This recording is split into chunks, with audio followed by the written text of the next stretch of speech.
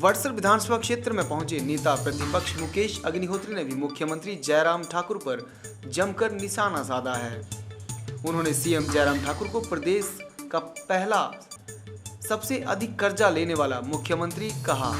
अग्निहोत्री ने कहा कि मुख्यमंत्री जयराम ठाकुर जब प्रदेश में सत्ता छोड़ेंगे तो प्रदेश पर 85,000 करोड़ रुपए का कर्जा होगा। उन्होंने कहा कि महंगाई और दर इतनी बढ़ चुकी है कि जनता की कमर ही टूट चुकी है। वहीं मुकेश अग्निहोत्री ने जनमंच को लेकर भी सरकार को घेरा है। उन्होंने कहा कि जनमंच करवाकर मुख्यमंत्री और मंत्री अपनी कुर्सी बचाने में जुटे हैं। जनता को जनमंच के दौरान अपनी बात रखने का पूरा मौका तक नहीं दिया जा रहा है। वहीं मुकेश अग्निहोत्री ने कहा कि बेरोजगारी में हिमाचल प्रदेश बहुत आगे बढ़ गया है। उन्होंने कहा कि राष्ट्र में बेरोजगारी की दर 7.1% है, जबकि हिमाचल प्रदेश में बेरोजगारी की दर 14.1% तक पहुंच गई है। 2000 करोड़ का कर्जा और ले रहे हैं आप। 50 जब सरकार छोड़ेंगे जयराम, उस समय जो है 85,000 करोड़ के ऊपर का कर्जा हो जाएगा। जयराम सबसे अधिक कर्जा लेने वाले मुख्यमंत्री बन जाएंगे। कोई हवाई पट्टी ये नहीं बना पाए। कोई हवाई पट्टी ये कह दें, 3 हवाई पट्टियाँ हमारे चल रही थी, उनको एक्सपेंशन था, एक की भी एक्सपेंशन नहीं हुई। कहते नहीं बनानी मंडी में, हमने कहा मंडी की बना लो। वहाँ पे जो है उसकी ज़मीन अधिग्रहण का काम तक नहीं शुरू हुआ, वो बननी कहाँ से है।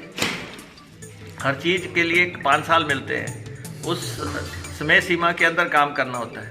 कोई रेल की लाइन नहीं बनी।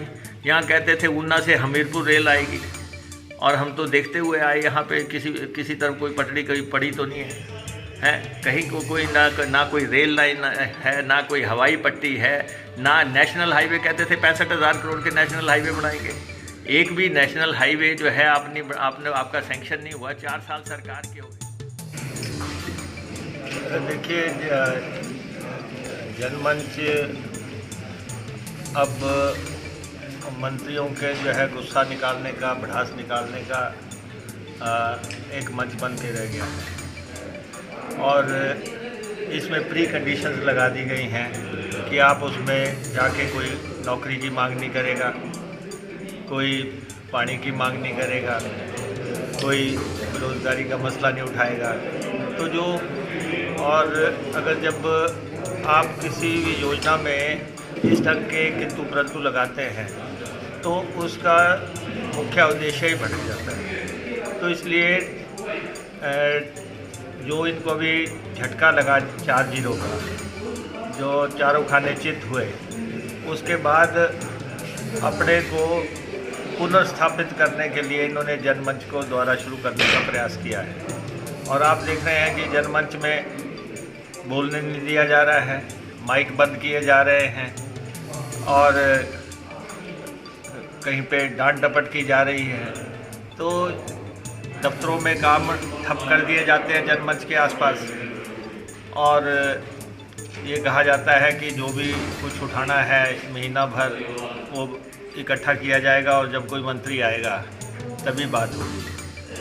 तो हमारा ये मानना है कि जो दफ्तरों का रोज़मर्रा का काम है, जब वो भी जनता से जुड़ा हुआ है, और उसको काम करना की इजाज़त होनी चाहिए।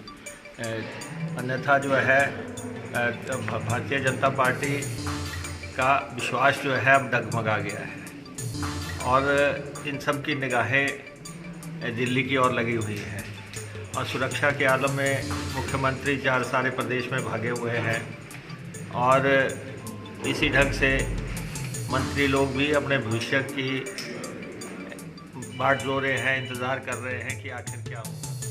तो आप देखो, बेरोज़गारी दर, हमारी बेरोज़गारी दर नेशनल एवरेज से डबल हो गई। राष्ट्र की औसत बेरोज़गारी दर 7.1 है, और हिमाचल प्रदेश 14.1 हो गई। राष्ट्र में बेरोज़गारी में हम 5वें दर्जे पे आ गए। हमारे से ऊपर बस सिर्फ 4 राज्य बचे हैं। बिहार जैसे राज्य भी हमारे से नीचे हैं। तो ये बेरोज़गारी की हालत है। महंगाई के बारे में आपके सामने ही है कि यहाँ पे जो है 225 रुपये की तेल की बोतल मिल रही है, सरसों के तेल की बोतल 225 रुपये की मिल रही है, और गैस का सिलेंडर 1200 रुपये में मिल रहा है।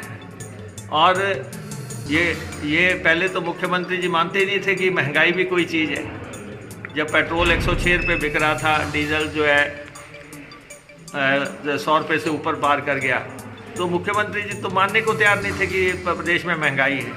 ये तो लोकतंत्र है। लोकतंत्र में जब जनता ने झटका दिया, जनता के झटके के बाद जो है मुख्यमंत्री जी के जब हार हुई, तो मुख्यमंत्री जी के मुंह से भी निकला कि हाँ, महंगाई वाकई इस प्रदेश में महंगाई है। तो इसलिए हर तरफ से जो है सारे मुद्दे, चाहे महंगाई है, बेरोजगारी है,